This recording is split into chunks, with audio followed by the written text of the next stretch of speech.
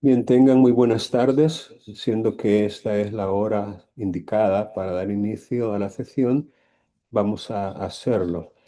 A recordarles que estamos en la semana 5 y la próxima semana, que es la última del bloque, vamos a tener la actividad evaluada objetivamente, la prueba objetiva, para tener el parcial uno, el parcial uno.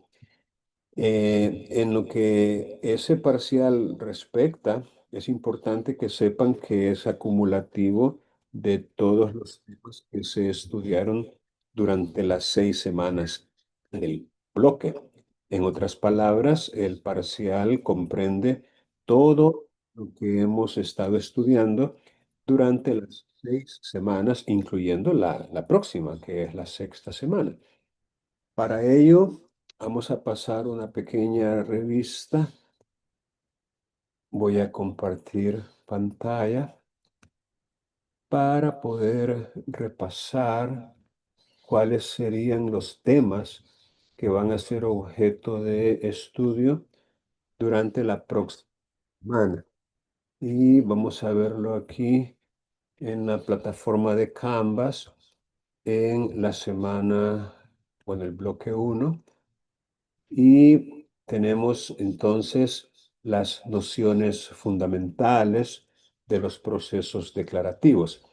Allí recordar que los procesos declarativos prácticamente son dos: el proceso declarativo común y el proceso declarativo abreviado, tal como lo analizamos en la semana uno, que se titula precisamente Los procesos declarativos, nociones fundamentales, clases y pretensiones. Aquí es de repasar los artículos 240 y 241, son los que nos dan los ámbitos de aplicación tanto del proceso declarativo común como del proceso declarativo abreviado. Recuerden que hay dos criterios fundamentales para establecer la clase de proceso que se va a iniciar. Está el criterio de la materia, que es el que predomina, y está también el criterio de la cuantía, que es secundario o subsidiario del primero, ya que digamos, los criterios por razón de la materia prevalecen sin importar la cuantía. También tenemos los cuatro casos en que, por razón de la materia, el proceso tiene que ser declarativo común.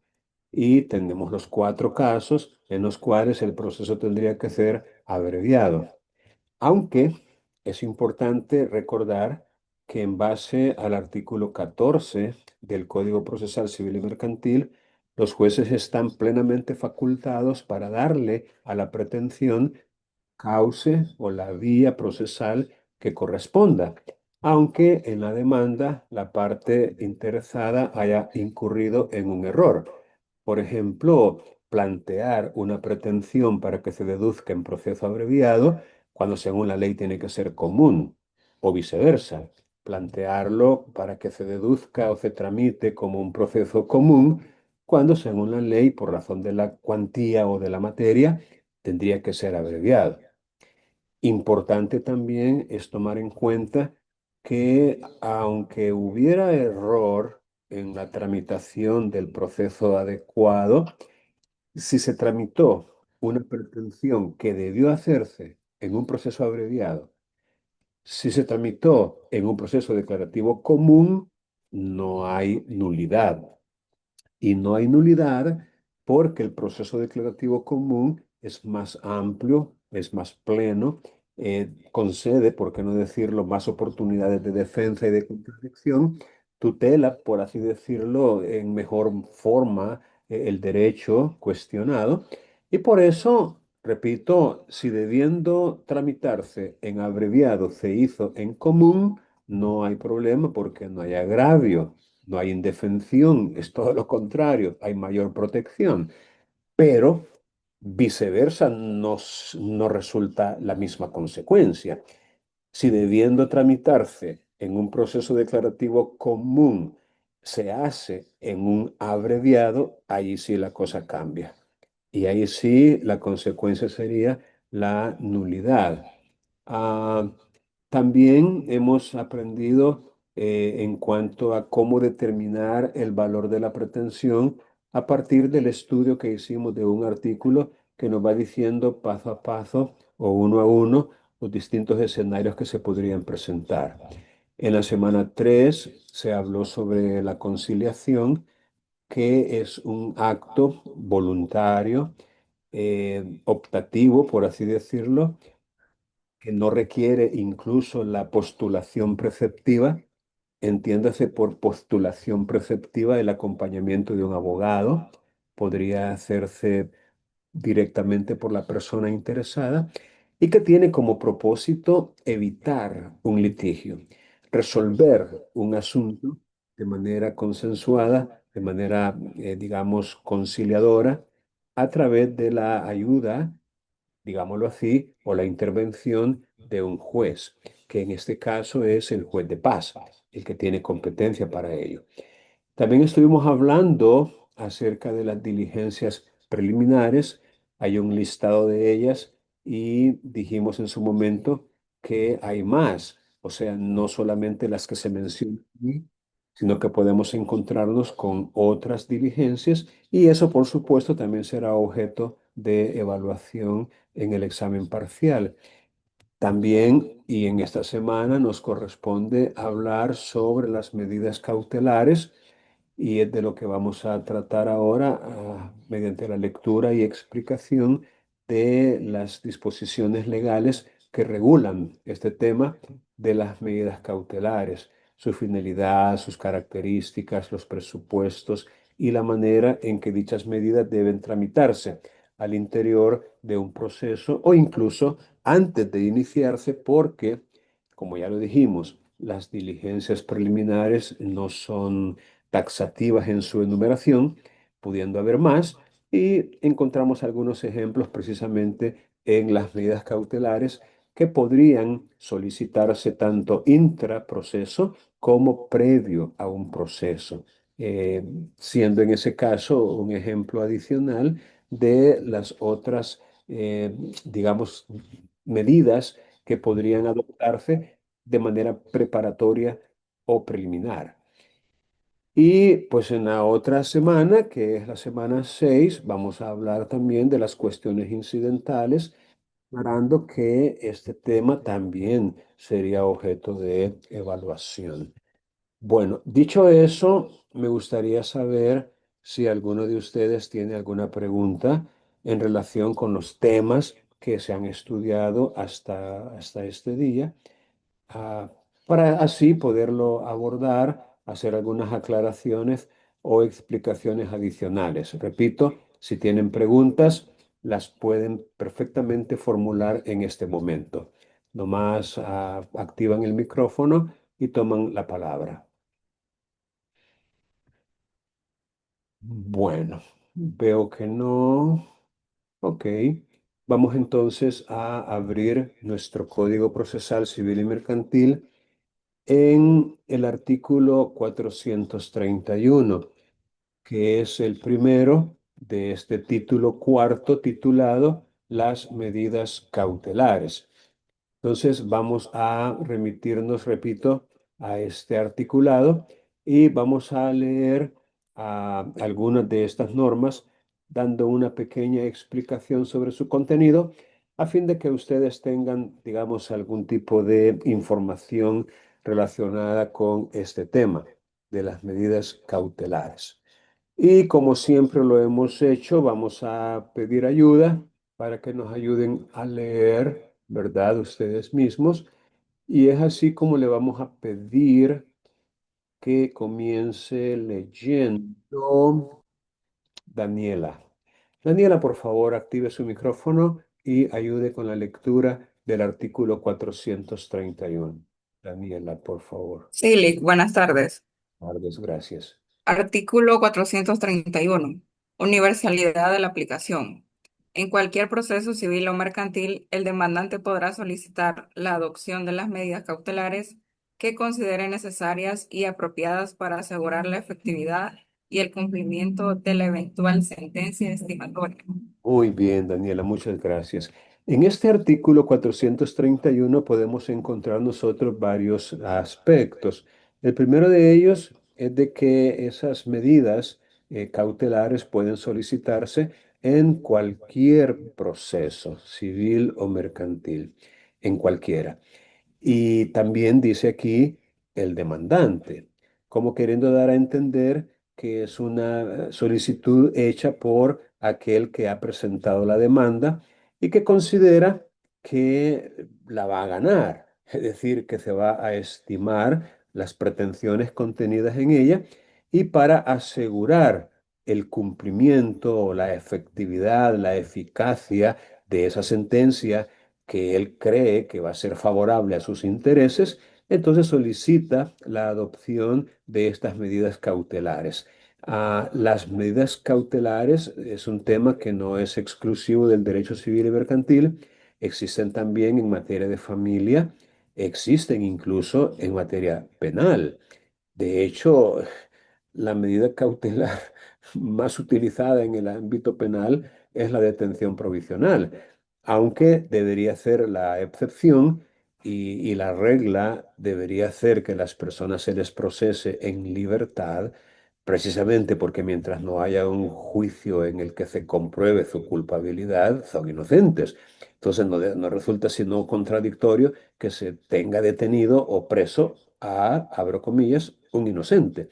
Sin embargo, excepcionalmente, y cuando hay los elementos que justifican la adopción de la medida cautelar de la detención provisional, pues procedería, pues sin menoscabo, digamos, de que una vez establecida la inocencia, o mejor dicho, una vez no establecida la culpabilidad, porque eso es lo que se prueba, la culpabilidad y no la inocencia, pudiera la víctima de esta medida ser debidamente indemnizada, pues, por el daño y perjuicio que se ha causado a su persona por haber estado privada de su libertad ambulatoria. Pero bueno, eso digamos que no nos compete de momento, ya que estamos en un proceso eminentemente patrimonial, como lo es un proceso civil o mercantil. Importante, repito, el demandante en cualquier proceso civil o mercantil y las medidas cautelares que considere necesarias y apropiadas. Como quien dice, él tendrá la libertad de elegir de entre un menú o catálogo cuáles son las medidas que considere más apropiadas y más adecuadas a la satisfacción de su interés, que de momento es garantizar o asegurar la efectividad y el cumplimiento. Porque ¿de qué le sirve a una persona, por vía de ejemplo, tener una sentencia favorable, una sentencia estimatoria o estimativa, como lo querramos decir, una sentencia, por ejemplo, que condena a su demandado a una prestación de dar, hacer o no hacer?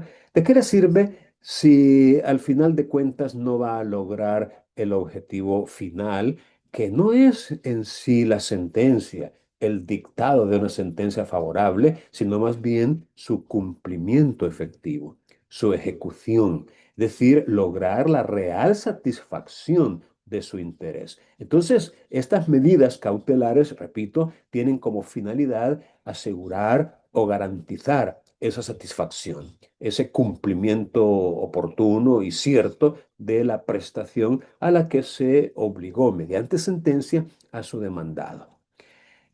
Bien, veamos ahora el artículo 432, que es el siguiente, y vamos a pedir siempre que nos ayude en la lectura a Ever.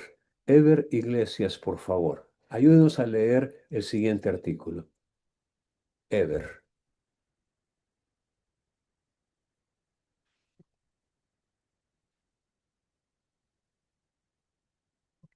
Ever, ¿está por ahí?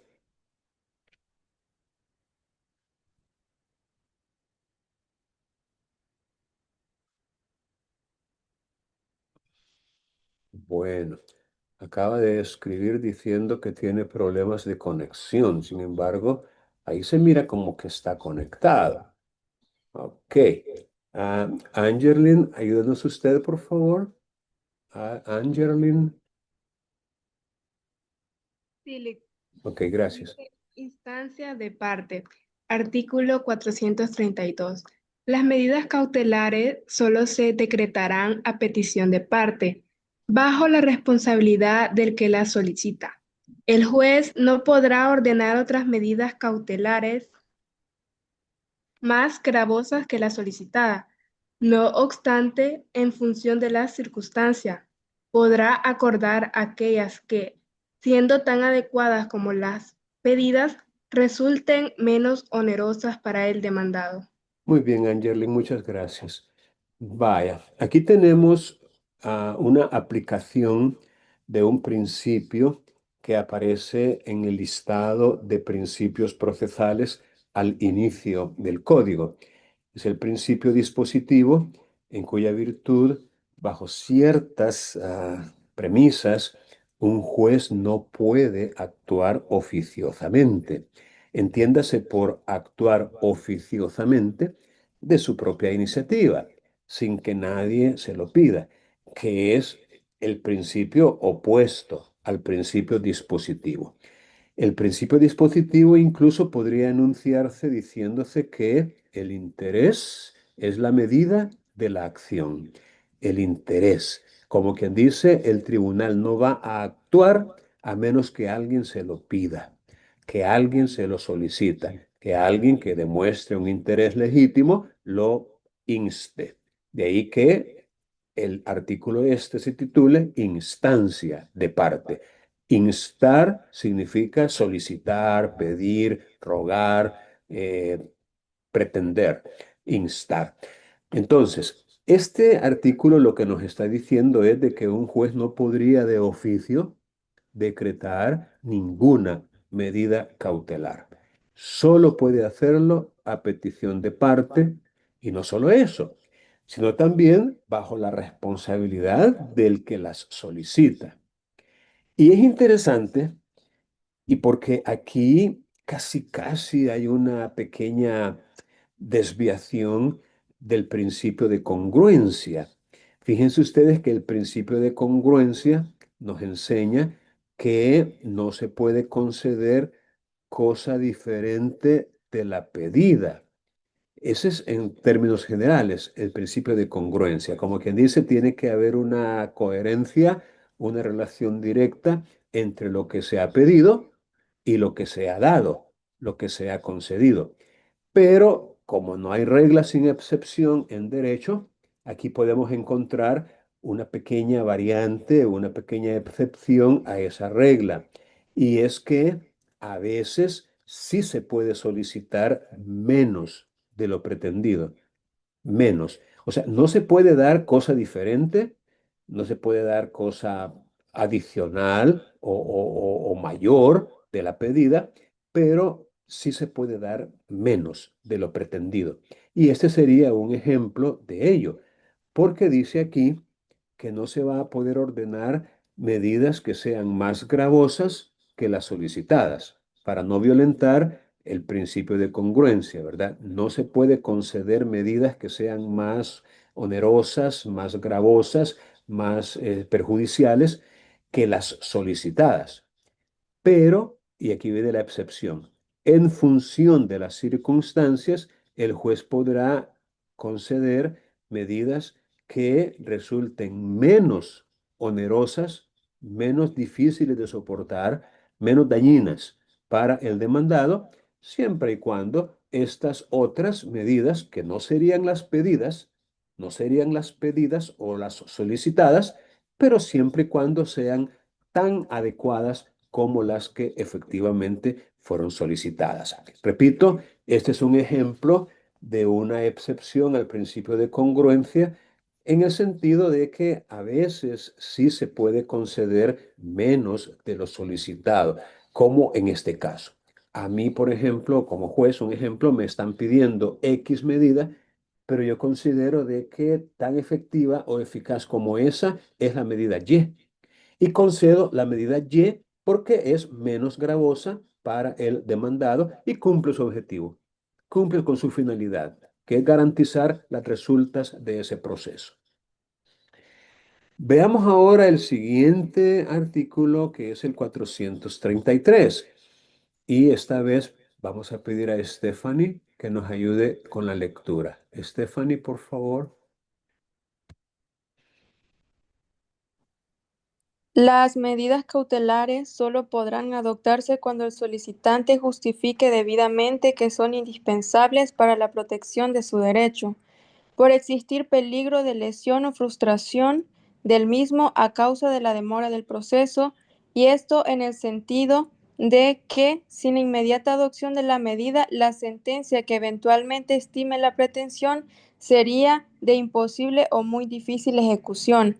El solicitante deberá acreditar en forma adecuada la buena apariencia de su derecho y para ello deberá proporcionar al juez elementos que le permitan, sin prejuzgar el fondo, considerar que la existencia del derecho tal como lo afirma el solicitante es más probable que su existencia. La acreditación de la apariencia de un buen derecho y del peligro, lesión o frustración por demora deberán justificarse en la solicitud en la forma que sea más pertinente y adecuada. Gracias, Stephanie. Gracias, excelente. Vaya, miren qué interesante lo que dice este artículo. Básicamente nos está dando algunos tips, algunas nociones claras y puntuales de lo que debe contener nuestra solicitud. Es decir, la solicitud que como abogado o abogada de la parte demandante, nosotros estaríamos en algún momento realizando, es decir, redactando una solicitud de medidas cautelares. Dice aquí que hay que justificar en la solicitud que esas medidas cautelares que estamos solicitando son indispensables. Entiéndase por indispensable que no se pueden soslayar, que no se pueden dejar de aplicar, que no se pueden ignorar. Es decir, que son sine qua non, fundamentales para la protección del derecho, obviamente, que se está queriendo garantizar. Entonces, de alguna manera, en la redacción del escrito que contiene la solicitud de medidas cautelares, debemos referirnos a esto, de que tales medidas resultan indispensables. ¿Pero por qué son indispensables? Bueno, primero, porque existe el famoso periculum in mora. Es un término latino para hacer referencia a este requisito o a este extremo de las medidas cautelares. Repito, a menos que nosotros justifiquemos este carácter indispensable de la medida, nos la van a negar, no la van a conceder. Entonces, el primer requisito es el periculum in mora, el peligro en la demora, como se suele decir en español. Y aquí lo dice en otros términos, por existir peligro de lesión, entiéndase por lesión un daño, un agravio o frustración del derecho a causa de la demora del proceso. Y es que es lógico, nunca vamos a encontrar una sentencia que se dicte a la semana siguiente, por ejemplo, o a los 2 o 3 días. No, no, no, eso es imposible. Materialmente es imposible que una sentencia se pronuncie a los pocos días de haberse interpuesto la demanda. Hay toda una tramitación que hacer y eso requiere tiempo. Entonces, mientras ese tiempo transcurre, muchas cosas pueden suceder, incluyendo, por qué no decirlo, la enajenación fraudulenta que el deudor o demandado pueda hacer de sus bienes, a fin de dejar, como quien dice, su patrimonio vacío y que cuando el acreedor o demandante llegue queriendo ejecutar la prestación, pues no encuentre nada sobre lo cual hacerla efectiva. Entonces, digamos, el peligro en la demora resulta evidente precisamente por eso, porque el tiempo que transcurre entre la presentación de la demanda y el dictado de sentencia podría ocasionar que las cosas cambien, que la situación varíe. Y para garantizar o para asegurar que eso no suceda, es que se solicitan las medidas cautelares. Según el artículo, sin la inmediata adopción de la medida que estamos solicitando, la sentencia que se pronuncie sería o bien de imposible ejecución o de muy difícil ejecución. Esta sería como la referencia legal que podemos encontrar sobre el peligro en la demora. Pero ese es uno de dos requisitos para poder entender justificada la adopción de la medida. El otro es el fomius iuris bonus, no recuerdo cómo se dice en latín, pero son términos que van juntos la mayoría de las veces, ¿verdad? El peligro en la demora o periculum in mora y la apariencia del buen derecho. Entendamos por apariencia del buen derecho, como lo dice muy atinadamente este artículo, aquellos elementos, aquellas circunstancias que permitan al tribunal considerar que la existencia, fíjense bien, la existencia del derecho es más probable que su inexistencia. Es decir, elementos de juicio que permitan al juzgador tener no una seguridad absoluta, no una certeza plena, pero sí una probabilidad. Entendamos por probabilidad un juicio de valor que le permita al juez decir, no, es más probable que el derecho que reclama exista a que no exista. Es más probable la existencia que la inexistencia del derecho. Esa sería la apariencia. Por eso se habla de apariencia, porque no es que el derecho esté seguro. Obviamente con la diferencia del proceso ejecutivo o de la ejecución forzosa, en donde el título que se acompaña a la demanda, ese sí tiene carácter fehaciente.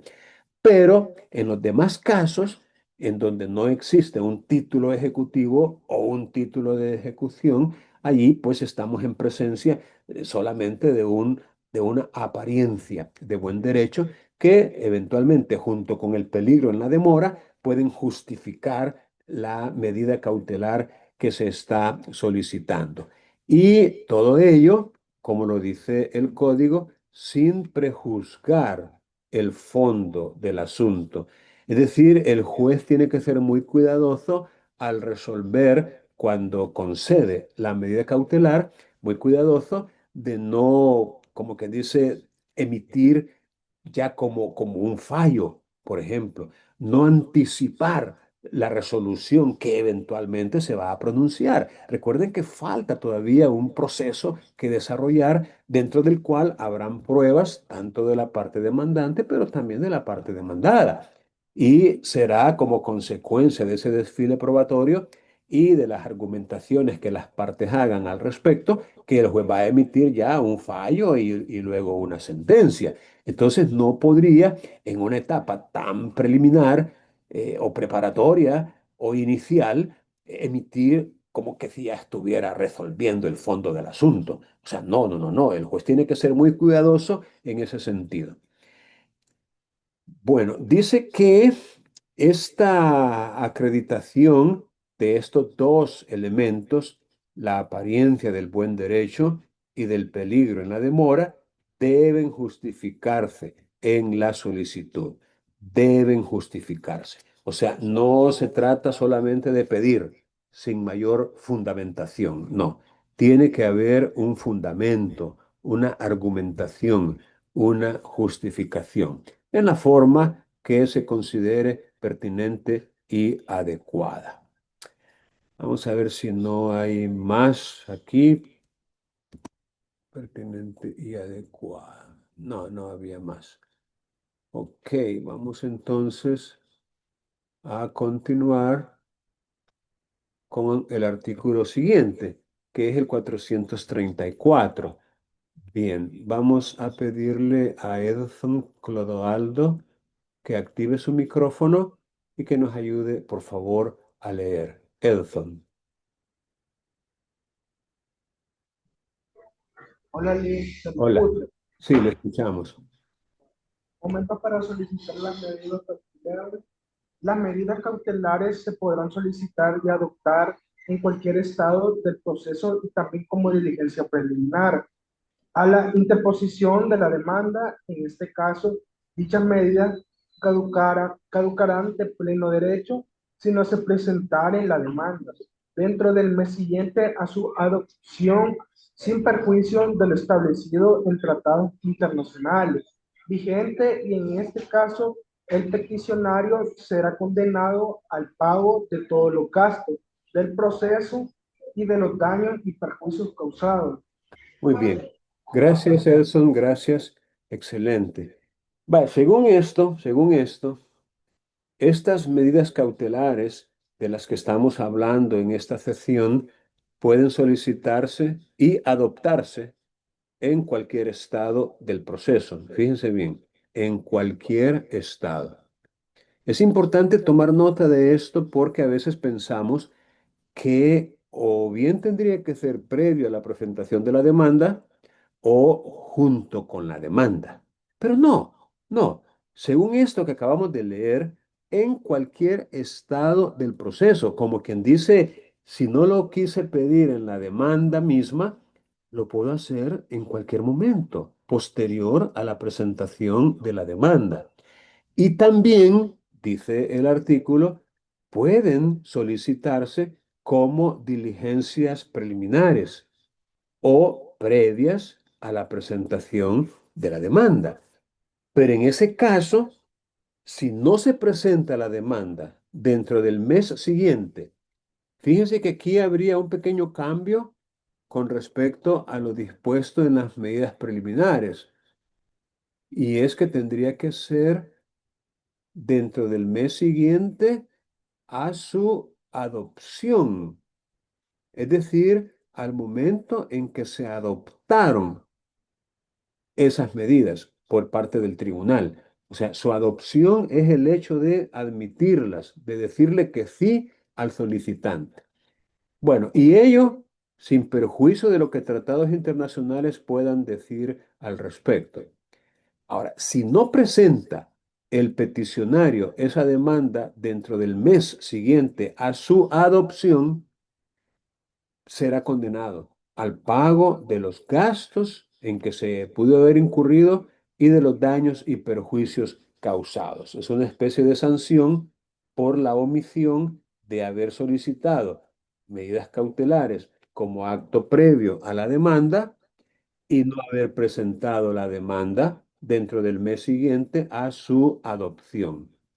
A su adopción. Entonces, es importante que si lo hacemos nosotros como diligencia preparatoria o preliminar, debemos, repito, presentar esa demanda dentro del mes siguiente a la adopción de las medidas cautelares que se nos concedieron. Porque si nos dormimos en nuestros laureles y no presentamos esa demanda dentro de ese mes, entonces vamos a ser condenados a pagar los gastos en que incurrió el demandado y los daños y perjuicios que hemos causado precisamente con la adopción de esas medidas cautelares. Bueno, sigue diciendo el artículo que también se pueden solicitar cuando hay un proceso arbitral. Bueno, eso vamos a dejarlo de lado, no es muy común. De momento, quizás solo es importante saber que aún cuando tenemos un proceso arbitral, aún dentro de ellos se podrían solicitar medidas cautelares, como que dice, no se limita a los procesos dirimidos jurisdiccionalmente, es decir, ante un juez o tribunal, sino también en aquellos procesos que en base a la ley de conciliación, mediación y arbitraje son conocidas por árbitros, tribunales arbitrales. Bien, en el artículo siguiente, en el 436, aparece este menú del que les hablaba yo previamente, este catálogo de medidas cautelares. Y fíjense bien, este es un artículo 436 que, al igual que el que habíamos visto de las diligencias preliminares, también debemos familiarizarnos con él y con su contenido, de tal manera que en su momento podamos saber y recordar que las medidas cautelares son bastantes, pues es decir, son variadas. No se limita, por ejemplo, al embargo o al secuestro preventivo de bienes, sino que hay otras medidas que podrían resultar atinadas y pertinentes para lograr ese objetivo de garantizar las resultas, la efectividad y el cumplimiento de la sentencia estimatoria que obtengamos. Con eso en mente, vamos a dar lectura integral a este artículo y también a aquellos que lo explican, porque hay otros artículos posteriores que hacen referencia a cada una de estas medidas y nos dan información adicional. Pero vamos a comenzar leyendo el catálogo de las medidas y vamos a pedir a Carlos José que nos ayude con la lectura, por favor. Sí, buenas tardes. Buenas tardes. Catálogo de medidas cautelares, artículo 436. Podrá solicitarse la adopción de las siguientes medidas cautelares. Número uno, el embargo preventivo de bienes. Número dos, la intervención o la administración judiciales de bienes productivos. Número tres, el secuestro de cosas muebles. Número cuatro, la formación de inventario de bienes en las condiciones que el tribunal disponga. Número 5, la anotación preventiva de la demanda y otras anotaciones registrales. Número 6, la orden judicial para cesar provisionalmente en una actividad, para abstenerse temporalmente de alguna conducta o para no interrumpir o cesar también de manera temporal una prestación. Número 7, la intervención y depósito de ingresos obtenidos mediante una actividad que se considere ilícita y cuya prohibición o cesación se pretenda en la demanda. Número 8, el depósito temporal de ejemplares de las obras u objetos que se reputen producidos son infracción de las normas sobre propiedad intelectual e industrial, así como el depósito del material empleado para su producción y la consignación o depósito de las cantidades que se reclamen en concepto de remuneración de la propiedad intelectual. Muy bien, gracias Carlos, gracias.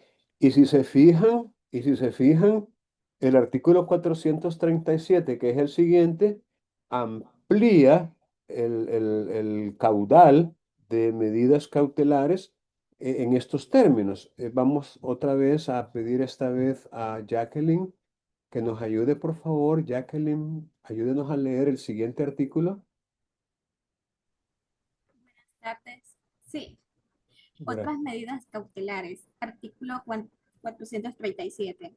Sin perjuicio de lo dispuesto en el artículo anterior, podrá solicitarse la adopción de otras medidas que se estimen necesarias para asegurar la efectividad de la protección jurisdiccional que pudiera otorgarse en la sentencia estimatoria, así como la de aquellas que estén expresamente previstas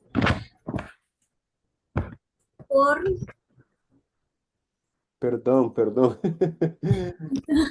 Ok. por las leyes para la salvaguardar de ciertos derechos. Muy bien, Jacqueline. Gracias. Vaya, como vemos en este otro artículo, prácticamente lo que nos está diciendo es de que las 8 medidas cautelares consignadas en el artículo 437 no son las únicas que se pueden solicitar, ya que sin perjuicio de esa enumeración se podrá solicitar otras medidas en tanto se consideren necesarias, adecuadas, pertinentes, válidas, no tan onerosas como para, digamos, eh, quebrantar la posibilidad. O sea, si yo, por ejemplo, lo que pretende una demanda son $1.000, no voy a pedir una medida cautelar de $200.000. O sea, tiene que haber una proporcionalidad entre la medida que estoy solicitando y lo que se me va a conceder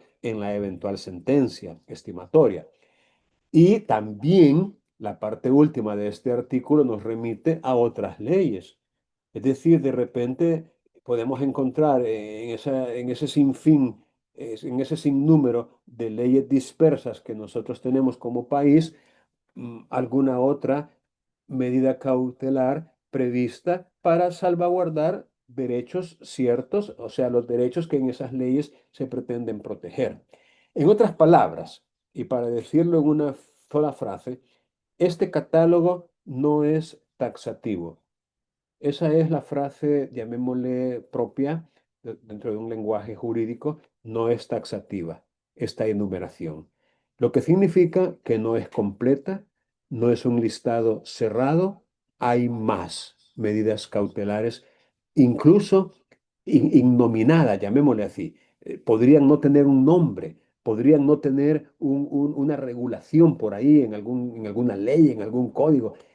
No, o sea, podríamos, en base al artículo 437, solicitar cualquier otra, siempre y cuando resulte efectiva, necesaria, indispensable para asegurar el eventual cumplimiento, la eficacia de la sentencia estimatoria. Bueno, dice el artículo 436 como primera medida dentro de este catálogo, el embargo preventivo de bienes.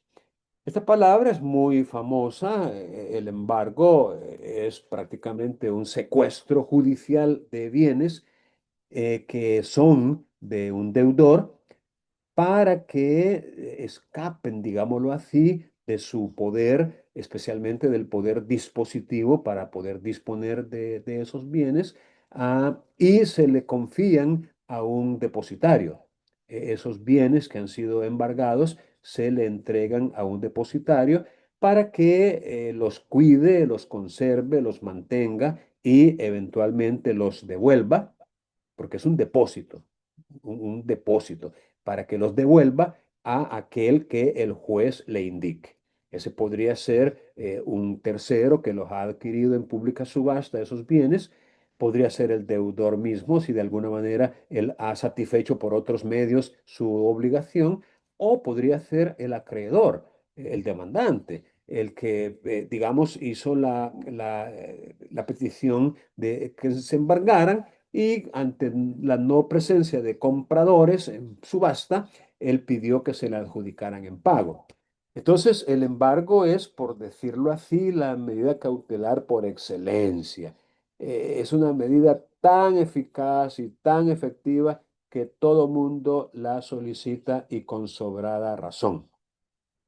Sin embargo, el artículo 438 aclara un poquito más en cuanto a esto, ¿verdad? Y vamos a leerlo, ¿verdad? Para poder comprender cabalmente cuándo es que este embargo preventivo procede como medida cautelar. Vamos a seguir con la lectura. Y le vamos a pedir a Natalie, por favor, Alvarenga, ya que tenemos dos Natalies por aquí. Natalie Alvarenga, por favor.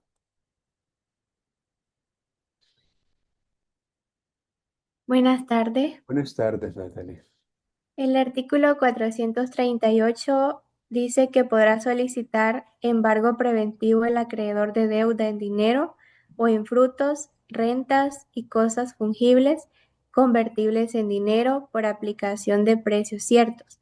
Son supuestos en los que cabe solicitar el embargo preventivo. ¿Serían esos también? Sí, por favor. Número 1, que el deudor no tenga domicilio en la República.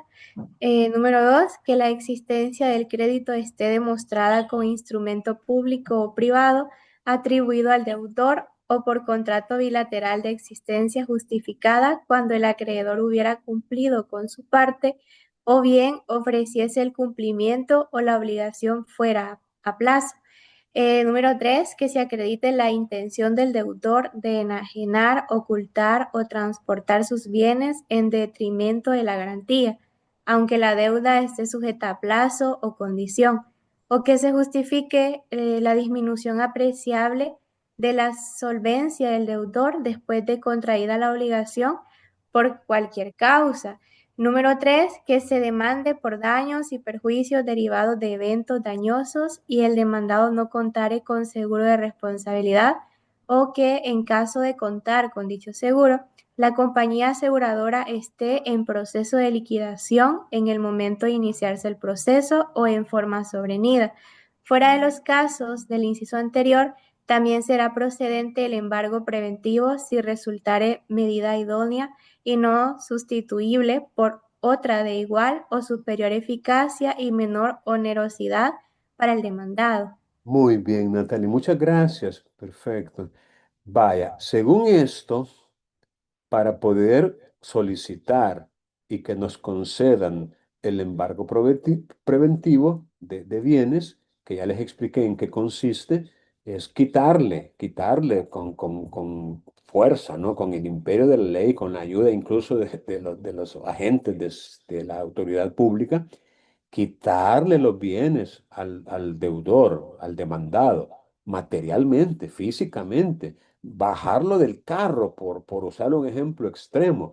Es decir, él va en su vehículo bien feliz, lo detienen las autoridades, el ejecutor de embargos, y acompañado con agentes de autoridad, le solicitan el documento, él lo muestra, la tarjeta de circulación, mire, aquí tenemos una orden de embargo preventivo dictada por el juez fulano de tal, así que nos va a disculpar, saque sus cositas que ande aquí en el carro porque nos lo vamos a llevar. O sea, es quitárselo.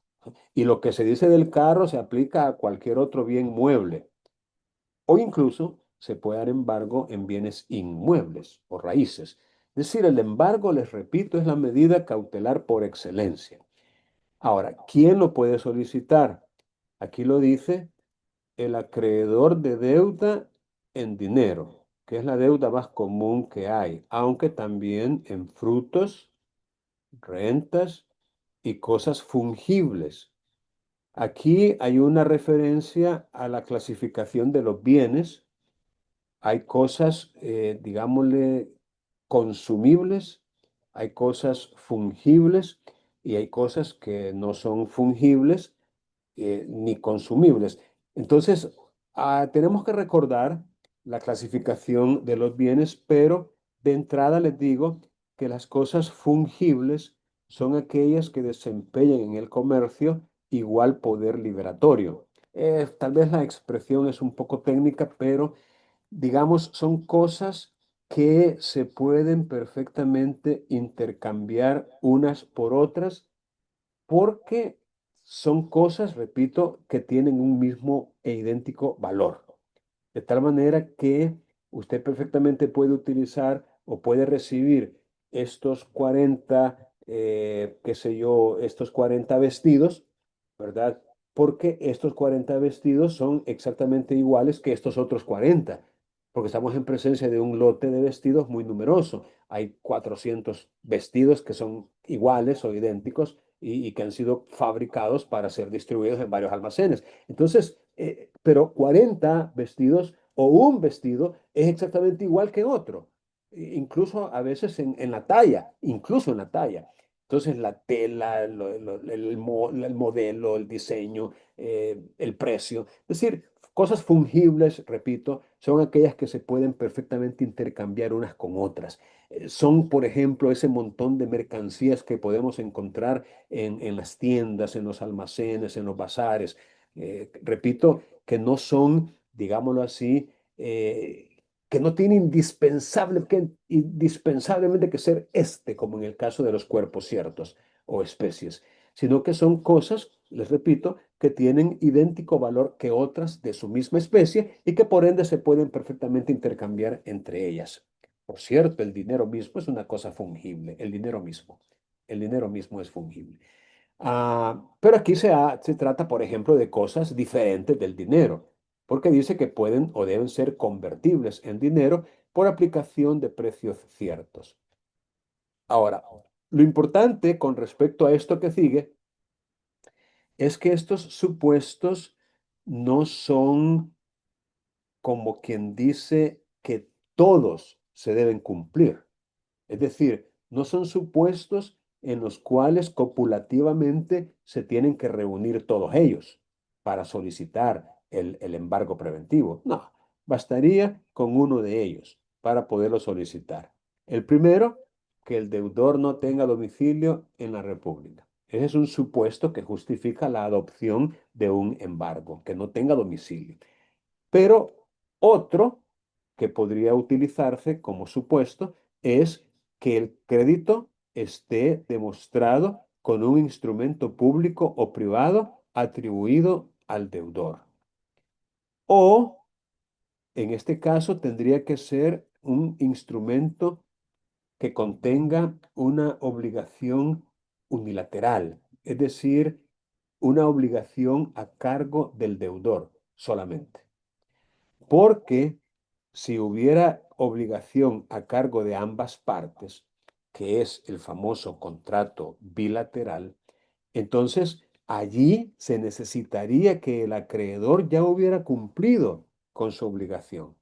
O sea, yo quiero que les quede claro, porque no, a veces no resulta lo suficientemente claro esto. Miren, en esta primera parte, cuando se habla de la existencia de un crédito, es porque tenemos a un deudor único y a un acreedor único, que es el caso de los contratos unilaterales como el mutuo, por ejemplo, o el comodato, que son contratos unilaterales en donde una sola parte se obliga y la otra no contrae obligación alguna. Ese, repito, es el contrato unilateral. Pero cuando dice o, aquí ya es otro supuesto, ¿verdad? Ya estamos en presencia de un contrato bilateral. El contrato bilateral, por definición, es aquel en el que ambas partes se obligan recíprocamente. Entonces, el que es acreedor de una obligación, también es deudor de otra obligación diferente. En una compraventa, por ejemplo, tenemos dos partes, el vendedor y el comprador. Y tenemos también varias obligaciones, algunas a cargo del vendedor, otras a cargo del comprador, pero ambas partes se obligan. La principal obligación del comprador es pagar el precio. La principal obligación del vendedor es dar la cosa objeto de la venta. O sea, los dos tienen obligaciones. Entonces, en un contrato bilateral, para que se pueda solicitar el embargo preventivo de bienes, el acreedor debe haber cumplido con su obligación. O se permite también que ofrezca su cumplimiento, que esté anuente a cumplir, que esté dispuesto a cumplir. O la obligación podría también ser a plazo, es decir, una obligación a plazo a cargo del acreedor, obviamente no lo obliga todavía a cumplir precisamente porque el plazo está suspendiendo el cumplimiento por parte de él. O sea, señor juez, mi plazo es dentro de 6 meses y de hecho, faltan 6 meses para que se cumpla y por ende no puedo o no debo todavía cumplir, pero mi deudor sí. Y él pues ya está en mora y por eso es que quiero el embargo preventivo de sus bienes.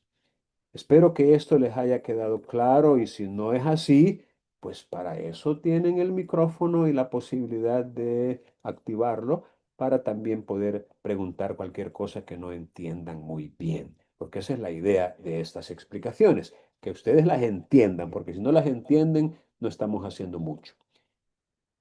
Luego dice, como otro supuesto, distinto de los anteriores y que no tienen que reunirse copulativamente, o sea, no es que todos tienen que cumplirse para que se pueda solicitar, no, basta con alguno de ellos. Que se acredite, es decir, que se demuestre de alguna manera la intención del deudor de enajenar. Fíjense que eso tiene que ver con ajeno, de hacer ajeno algo que es de él, hacerlo ajeno, enajenar, traspasarlo, regalarlo, venderlo, permutarlo, donarlo, es decir, deshacerse de eso.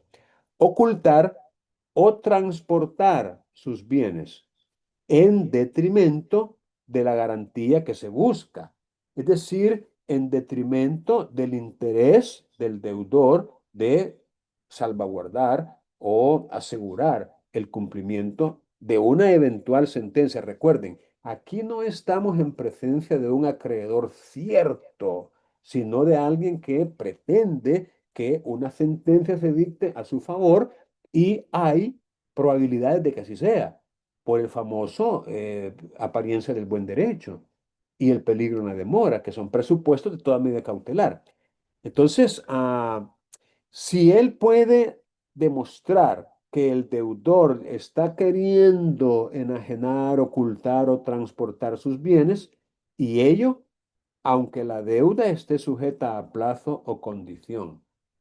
Es como una especie de alerta, ¿no? Mire, tengo entendido por fuentes fidedignas que mi deudor está ofreciendo en venta todo lo que tiene y lo más probable es que se deshaga de ello y por ello quiero que se le prive, es decir, que se le embarguen sus bienes. Otro, que se justifique la disminución apreciable de la solvencia del deudor después de contraída la obligación por cualquier causa. Miren, recuerden que muchos acreedores, los bancos, por ejemplo, los bancos son acreedores por excelencia. Muchos acreedores hacen un análisis de la capacidad de pago, de la capacidad adquisitiva, del poder adquisitivo de aquellos con quienes contratan. A usted, por ejemplo, no le van a hacer ningún préstamo de dinero a menos que usted demuestre capacidad de pago, solvencia económica. Entonces, si esa solvencia, permítame que me está dando un mensaje de falta de energía y no sé de qué es. Déjenme ver un segundito aquí. Vamos a ver. Esto está cargando. Bueno, no sé qué pasó. Ok. Ah, les repito, también si el acreedor puede justificar que el deudor se está quedando insolvente por cualquier causa, también puede solicitar el embargo preventivo. Luego, el ordinal cuarto, que ya lo leímos, habla de una demanda por daños y perjuicios derivados de eventos dañosos y el demandado no contare con seguro de responsabilidad. O, en caso de contar con ese seguro, la compañía aseguradora esté en proceso de liquidación. Miren, la liquidación es un proceso, llamémosle mercantil, por el cual una sociedad termina sus operaciones, termina su vida jurídica, decide no continuar más con ese giro, con ese negocio, y entonces entra en liquidación, lo que significa que ya no va a poder cumplir con sus obligaciones ni reclamar sus créditos desde cierto momento en adelante, cuando ya termine por completo ese proceso de liquidación. Entonces, si la compañía aseguradora entra en un proceso de liquidación, o cuando el proceso ya está iniciado, entra en esa liquidación, también se puede pedir el embargo preventivo de bienes. Ahora, fuera de los casos del inciso anterior, también será procedente el embargo preventivo si resulte idóneo y no sustituible por otra medida cautelar de igual o superior eficacia y menor onerosidad para el demandado. Bueno, eso con respecto al embargo preventivo. Recuerden, es la medida cautelar por excelencia, es la que más se solicita y la que más se concede por los tribunales, pero hay requisitos que se deben cumplir para su procedencia. Y si nosotros vamos a solicitar el embargo como medida cautelar, obviamente tenemos que cumplir con los requisitos generales y específicos. Los generales, ya los dije, apariencia del buen derecho y peligro en la demora, y los específicos son los que se mencionan en este artículo. Bien, tenemos una medida adicional desarrollada en este artículo 439 y vamos también a leerlo y esta vez a Natalie, pero Herrera, la otra Natalie, por favor. Buenas tardes, licenciado. ¿Me Buenas tardes. escucha? Sí, le escuchamos muy bien. Inhibición general de disponer. Artículo 439. En los casos en que haya lugar a embargo y este no pueda hacerse efectivo por no conocerse bienes del deudor o por no cubrir los que se conozcan el importe del crédito reclamado, podrá solicitarse contra aquel la inhibición general de vender o gravar sus bienes, la cual se dejará sin efecto cuando se presentaren a embargo bienes suficientes o se diere caución bastante. El que solicitare la medida cautelar deberá expresar el nombre, apellido y domicilio del deudor, así como todo otro dato que pueda individualizar al individuo, sin perjuicio de los demás requisitos que impongan las leyes. La inhibición de disponer solo surtirá efecto desde la fecha de su anotación. En su caso, salvo en los supuestos en que el dominio se hubiere transferido con anterioridad de acuerdo con lo dispuesto en la legislación general. Esta inhibición no concederá preferencia sobre otras medidas cautelares anotadas con posterioridad. Muy bien, gracias, Natalie. Vaya, esta inhibición para disponer es como una prohibición, es como una orden, un mandato, una obligación de no hacer, impuesta por un juez o por un tribunal. Es, al igual que el embargo, una medida cautelar y va a proceder en los mismos casos en que proceda el embargo. Así lo dice la parte inicial de este artículo, en los casos en que haya lugar a embargo. Pero el embargo no se pudo hacer efectivo por no conocerse bienes del deudor, que también es un caso bastante común, que no se sabe si el deudor tiene bienes a su nombre o los que se conocen no alcanzan a cubrir el importe o la cuantía de lo que se está reclamando. Entonces, la inhibición general es no vender ni constituir ningún gravamen sobre sus bienes, no venderlos. Fíjense que esto no deja de ser un poco paradójico, un poco como incongruente, porque dice aquí que esta medida cautelar debe y de hecho, solo surtirá efecto, fíjense bien, solo surtirá efecto desde la fecha de su anotación en su caso. Entonces, uno se pregunta, ¿a qué se refiere con eso de la fecha de su anotación? ¿Anotación en dónde? ¿Anotación a dónde? Pues, o sea, ¿dónde es que se va a anotar para que la inhibición surta efectos? Especialmente porque nos está diciendo el artículo que solo surtirá efecto desde la fecha de su anotación. Y luego dice, en su caso. Ahí es donde está lo paradójico, porque uno se pregunta, ¿cómo así? En su caso. Oh, ok, en su caso sería el caso de que existan bienes anotados en algún registro público, como por ejemplo el registro de la propiedad raíz, como por ejemplo el registro de armas, como por ejemplo el registro público de vehículos automotores. Pero si tenemos esa información de bienes que están registrados a nombre del deudor, pues ¿por qué no embargarlos? O sea, mejor nos vamos al embargo directamente y no a la inhibición. En otras palabras, yo veo esto un poquito difícil de obtener o de lograr una inhibición porque el mismo artículo nos está diciendo que la inhibición para disponer procede en los mismos casos que el embargo, pero cuando el embargo no se pudo efectuar. Entonces, si no se puede efectuar el embargo, mucho menos se va a poder realizar esta anotación de que habla este artículo para que la inhibición pueda surtir efectos.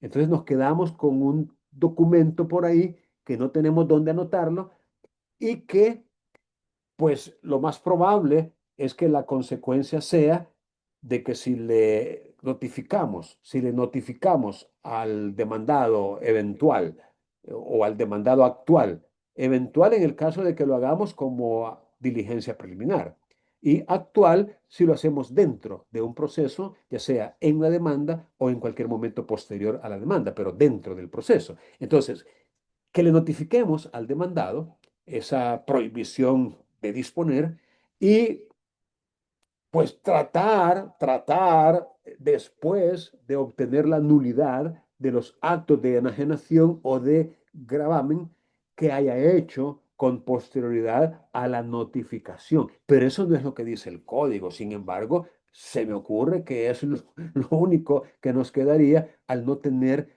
digamos, bienes sobre los cuales anotar la inhibición general de disponer. Bueno, y todavía termina coronando esta paradoja diciendo que la inhibición no concede preferencia co- con relación a otras medidas cautelares, aunque éstas se anoten con posterioridad. Entonces, ¿quién va a pedir una inhibición sabiendo que no tiene prioridad, no tiene prelación, no tiene preferencia? Y otras medidas cautelares anotadas después, probablemente por otro acreedor distinto, entonces lo va a dejar al que anotó la inhibición sin la garantía deseada, porque otro que llegue con una medida cautelar más efectiva, que tenga preferencia, le va a ganar el mandado. Así que esta inhibición, por eso entendería yo que muy pocos la solicitan, si es que nadie la solicita, la inhibición para disponer. Aquí está, es bueno conocer su existencia, pero a niveles prácticos no creo que nos ayude gran cosa. Veamos esta otra medida de la intervención y administración judicial. Vamos nuevamente a pedir esta vez a Wendy que nos ayude a leer, por favor. Wendy.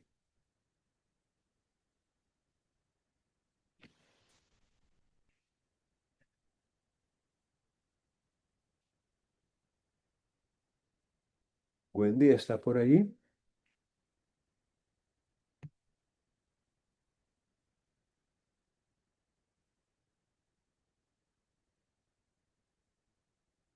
Wendy.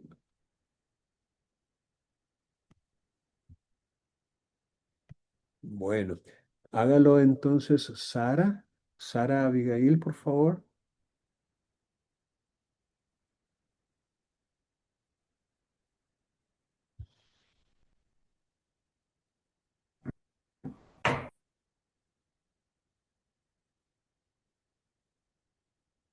Tienes que activar el micrófono.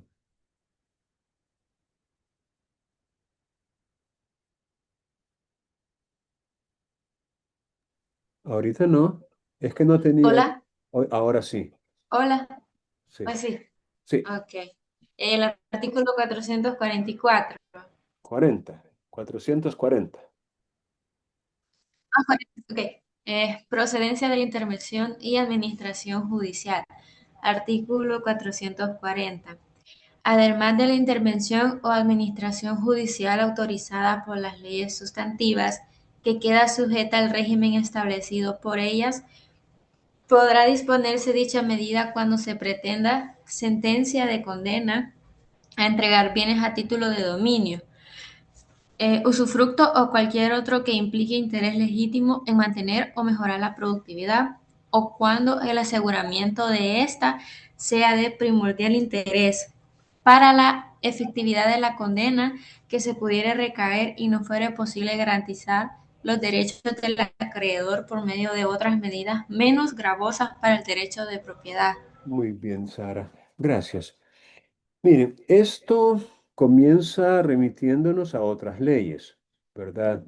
Como quien dice, aparte de la intervención que otras leyes autorizan y que queda sujeta a esas leyes, se puede disponer de esta intervención o administración ordenada por un juez cuando lo que se pretende en la sentencia es la condena a entregar bienes que están produciendo, es decir, bienes que forman parte de una empresa industrial o mercantil.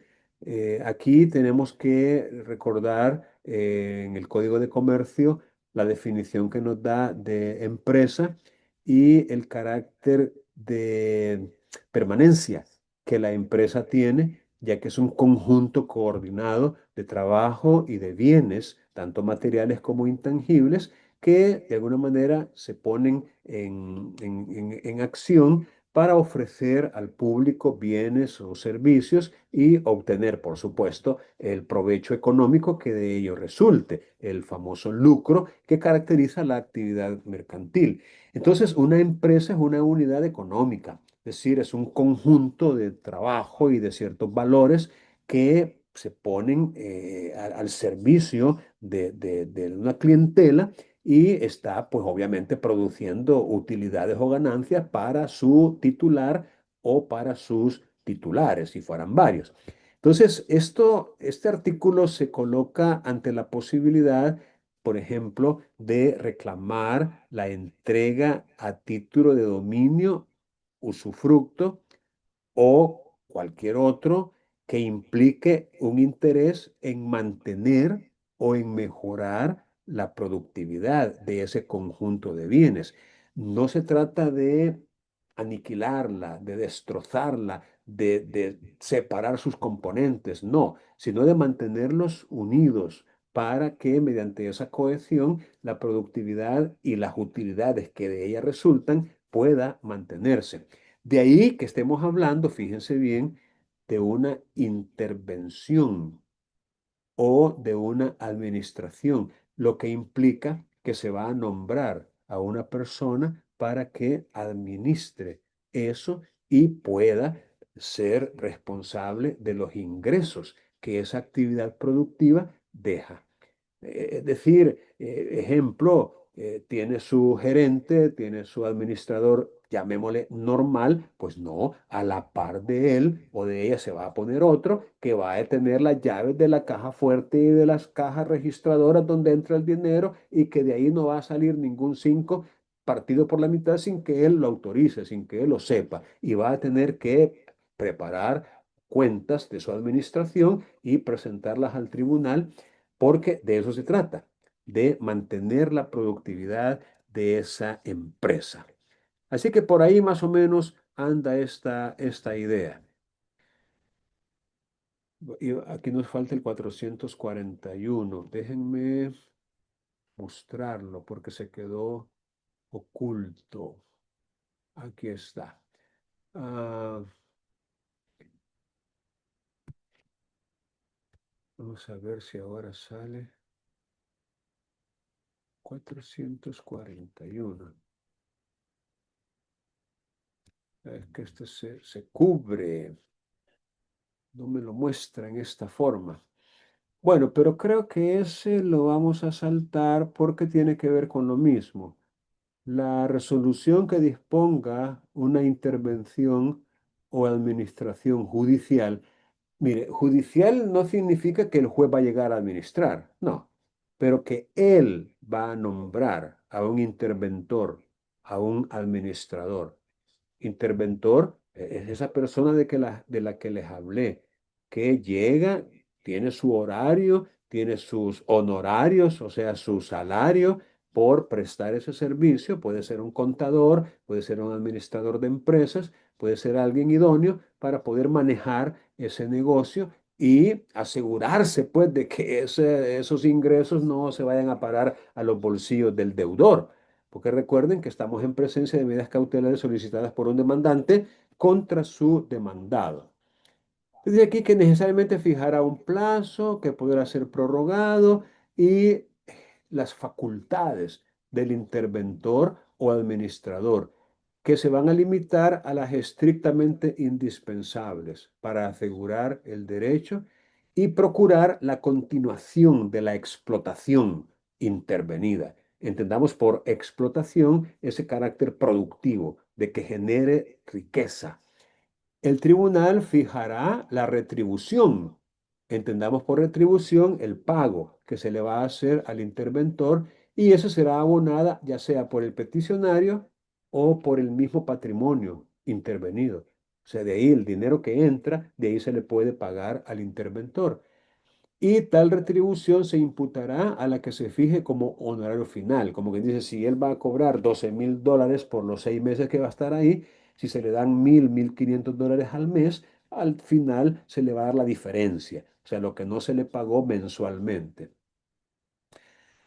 Bien, luego hablamos del secuestro en el artículo 442. El secuestro se parece muchísimo al embargo. Prácticamente, por definición, el embargo es un secuestro preventivo de bienes. Pero aquí nos da algunos elementos adicionales con relación al secuestro de bienes. Para empezar, nos habla de bienes muebles, mientras que el embargo podría recaer no solo en bienes muebles, sino también en bienes inmuebles o raíces, o incluso podría embargarse también una empresa. Las acciones o títulos valores de una sociedad también podrían ser sujetas de un embargo. Pero bueno, veamos lo que dice el 442 para ir